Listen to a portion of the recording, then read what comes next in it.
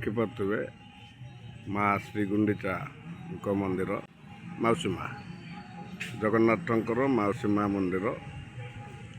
ଏଠି ଦେଖିବେ ଜଗନ୍ନାଥଙ୍କର ସ୍ୱୀକୃତିପ୍ରାପ୍ତ ଭୋଗ ଦୋକାନ ଏଠି ଲାଗିଛି ଭକ୍ତମାନଙ୍କ ପାଇଁ। ଏପଟେ ସବୁ ପ୍ରସାଦ ଜଳ ଭକ୍ତମାନଙ୍କ ପାଇଁ ବିତରଣ କରାଯାଏ। ପ୍ରଭୁଙ୍କ ନିମନ୍ତେ ଅହରହ ନାମ ସଂକୀର୍ତ୍ତନ ଚାଲୁ ରହିଛି। ଭକ୍ତମାନେ ଦେଖନ୍ତୁ ମହାପ୍ରଭୁଙ୍କ ପାଇଁ ଅହରହ ନାମ ସଂକୀର୍ତ୍ତନ ଓଡ଼ିଶାରେ ଚାଲୁ ରହିଛି।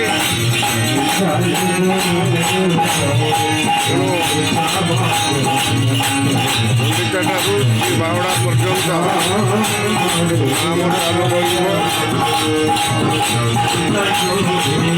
ଶ୍ରୀଗୁଣ୍ଡିଚା ଠାରୁ ବାହୁଡ଼ା ପର୍ଯ୍ୟନ୍ତ ଏଇଠାରେ ଅହରହ ନାମ ଚାଲୁ ରହେ। ପ୍ରତିବର୍ଷ ମହାପ୍ରଭୁଙ୍କର ପ୍ରୀତ୍ୟାର୍ଥେ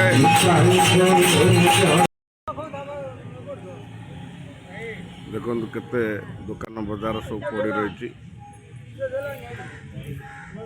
ହୋର୍ଡିଂ ମାଧ୍ୟମରେ ଭକ୍ତମାନଙ୍କୁ ସ୍ୱାଗତ କରାଯାଇଛି। ମାନ୍ୟଗଣ୍ୟ ବ୍ୟକ୍ତିତ୍ୱମାନେ ସ୍ୱାଗତମ କରିଛନ୍ତି ଭକ୍ତମାନଙ୍କୁ। ଆପଣମାନେ ଦେଖନ୍ତୁ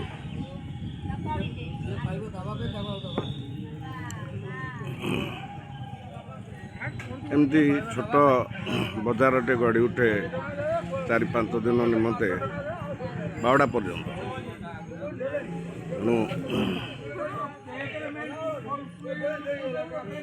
ଆପଣମାନେ ସମସ୍ତେ ଭଲ ଭାବରେ ଦେଖି ନିଅନ୍ତୁ।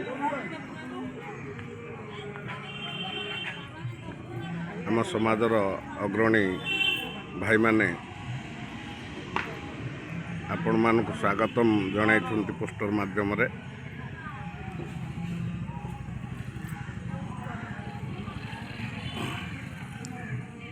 ଏଇଠାରେ ବାହୁଡ଼ା ପର୍ଯ୍ୟନ୍ତ ରଥଯାତ୍ରା କାର୍ଯ୍ୟକ୍ରମ, ଭଜନ କୀର୍ତ୍ତନ, ପ୍ରବଚନ ଚାଲୁ ରହେ। ସମସ୍ତ ଭକ୍ତମାନଙ୍କୁ ନିବେଦନ ଆପଣମାନେ ଆସି ଏଠି ଯୋଗଦାନ କରିପାରିବେ। ପ୍ରତିଦିନ ସନ୍ଧ୍ୟା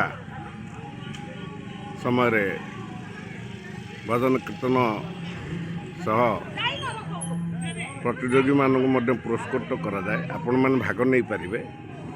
ତୁରନ୍ତ ଯୋଗାଯୋଗ ରଖନ୍ତୁ।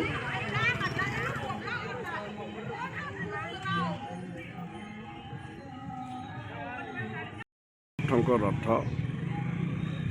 ଏପଟେ ସ୍କୁଲ ପିଲାମାନେ ଯାଉଛନ୍ତି ଜୟ ଜଗନ୍ନାଥ ଧ୍ୱନି କରିକି କ୍ଲାସ୍ କରିବାକୁ ଯାଉଛନ୍ତି। ବଡ଼ ଖୁସି ଲାଗୁଛି। କୁନି କୁନି ପିଲାମାନେ ଜୟ ଜଗନ୍ନାଥ ଧ୍ୱନି ଦେଇକି ଏପଟେ ଯାଉଛନ୍ତି। ଆପଣମାନେ ଦେଖନ୍ତୁ ମହାପ୍ରଭୁ ଟିକେ ଲୀଳା କରୁଛନ୍ତି। ଆମ ଭିଡ଼ିଓରେ ଉପସ୍ଥାପନ ହେବା ପାଇଁ ଭକ୍ତମାନଙ୍କ ଆଗରେ ଠିଆ କରିଦେଉଛନ୍ତି, ଦେଖା ଦେଉନାହାନ୍ତି। ମହାପ୍ରଭୁ ଦୟାକଲେ ସାରା ଜଗତର ଭକ୍ତ ଏହି ଉପସ୍ଥାପନ ମାଧ୍ୟମରେ ଆପଣଙ୍କୁ ଦର୍ଶନ କରିବେ। ଏଇ ଟିକେ ଦେଖାଦେଲେ ଦେଖନ୍ତୁ ଏଇ କାଳିଆ ସାଆନ୍ତ ଗୋଟାଏ ଆଖି ଦେଖା ହେଉଛି, ଲୁଚିକି ରହିଛନ୍ତି ପତଙ୍ଗ ଗହଣରେ।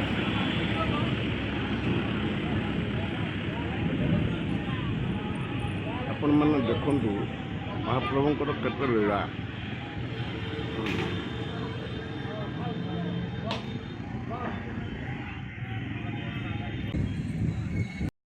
ଭକ୍ତବନ୍ଧୁ ଆପଣମାନେ ଦେଖିପାରୁଥିବେ ମହାପ୍ରଭୁ ଗତକାଲି ଭକ୍ତମାନଙ୍କ ଗ୍ରହଣରେ ଆସି ଏଇଠି ବିଶ୍ରାମ ନେଇଛନ୍ତି ମାଉସୀ ମା ଛକ ନିକଟରେ। ତେଣୁ ଆପଣମାନେ ଦର୍ଶନ କରନ୍ତୁ। ମହାପ୍ରଭୁଙ୍କର ଏହି ମାନବୀୟ ଲୀଳା ବଡ଼ ବିଚିତ୍ର। ତାକୁ ଆମେ ସାଧାରଣ ମଣିଷ ବୁଝିପାରିବା ନାହିଁ। ସବୁବେଳେ ଭକ୍ତମାନେ ଯାଆନ୍ତି ମହାପ୍ରଭୁଙ୍କ ଦର୍ଶନ ନିମନ୍ତେ। ସେଥିପାଇଁ ମହାପ୍ରଭୁ ସବୁ ଦର୍ଶନ କରିବା ପାଇଁ ପଦାକୁ ଆସନ୍ତି।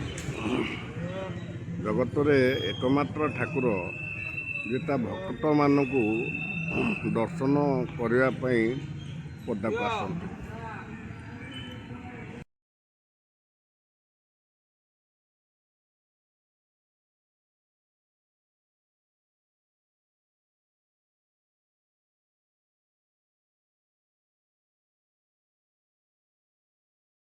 ପ୍ରଭୁଙ୍କର ରଥଯାତ୍ରା ଆଜି ଭକ୍ତମାନେ ଲାଗି ପଡ଼ିଛନ୍ତି ସାଜସଜ୍ଜାରେ।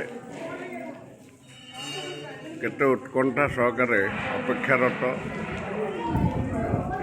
ସମସ୍ତେ କାର୍ଯ୍ୟମୁଖର ହୋଇ କାର୍ଯ୍ୟ କରି ଚାଲିଛନ୍ତି। ଆଜି ସ୍ୱତନ୍ତ୍ର ଉପସ୍ଥାପନା ମହାପ୍ରଭୁଙ୍କ ନିମନ୍ତେ କରାଯିବ। ଆପଣମାନେ ଦେଖିପାରୁଥିବେ ସିଧାରେ ଆମର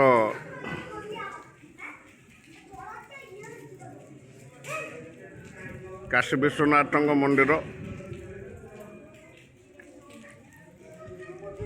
ସିଂହଦ୍ୱାର ମୁହଁରେ